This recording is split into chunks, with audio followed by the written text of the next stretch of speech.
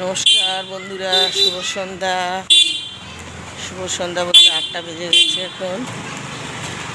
যে একটু বেরোলাম, সামনে পুজো হচ্ছে, মন্দিরে একটুখানি প্রণাম করব। এই কিছু দূর গিয়ে একটু, তার আগে আপনাদের সঙ্গে একটু কথা বলি। শুভ গণেশ পুজোর চতুর্থী, গণেশ চতুর্থী। আসলে কিছু বছর ধরে গণেশ পুজোটা আমাদের কলকাতায় খুব হচ্ছে আর কি। আগে তো মহারাষ্ট্র একদম বহু বছর ধরে মহারাষ্ট্রের মেন হচ্ছে গণেশ পুজো। হ্যাঁ, এখন আমাদের কলকাতায় বলতে গেলে ঘরে ঘরেই হয় আর কি। হ্যাঁ, তো ভালো লাগে আর কি।